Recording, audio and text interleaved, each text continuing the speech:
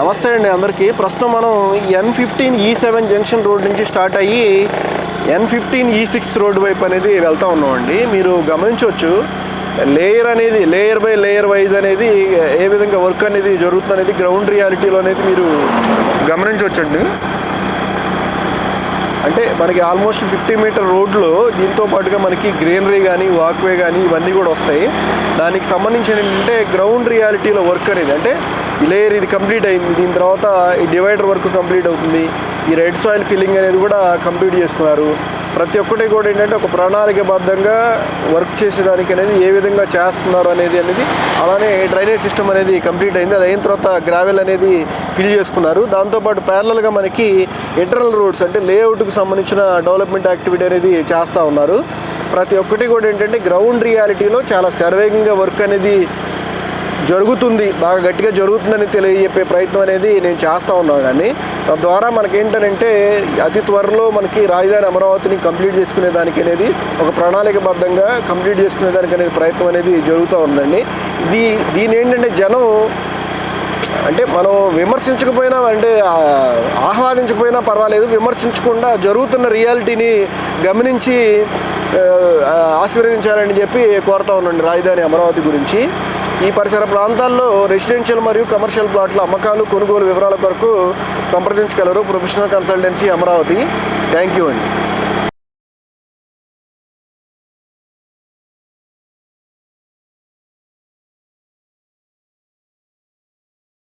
ఇది చూడొచ్చండి, మనం E6 రోడ్ అండి. E6 రోడ్డు N15 నుంచి N14 వైపు అనేది మనం వెళ్తూ ఉన్నాం ప్రస్తుతం.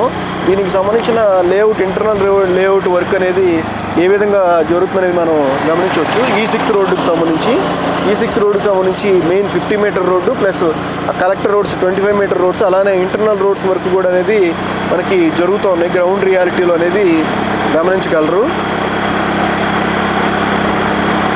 ఇది జోన్ 5Cలో భాగంగా వస్తుందండి. జోన్ 5Cకి సంబంధించి బ్లాక్ 4లో భాగంగా ఈ యాక్టివిటీ అనేది జరుగుతూ ఉందండి. మీరు గమనించవచ్చు.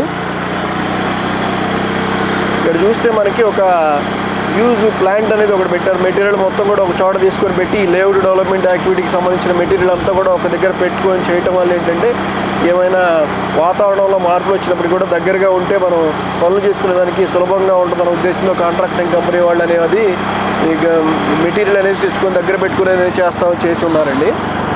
మీరు గమనించవచ్చు ఎంత హ్యూజ్ వర్క్ అనేది జరుగుతూ ఉంది. గ్రౌండ్ రియాలిటీలో ఎంత హ్యూజ్ వర్క్ జరుగుతుందని మనం గమనించే ప్రయత్నం అనేది చేయాలండి.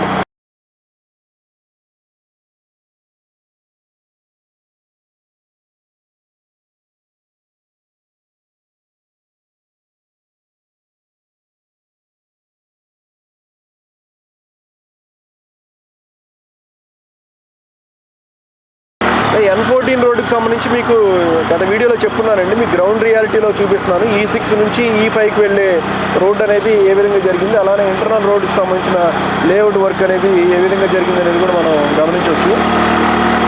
ఇంటర్నల్ రోడ్స్కి సంబంధించిన వర్క్ అనేది కూడా మనం గమనించవచ్చు.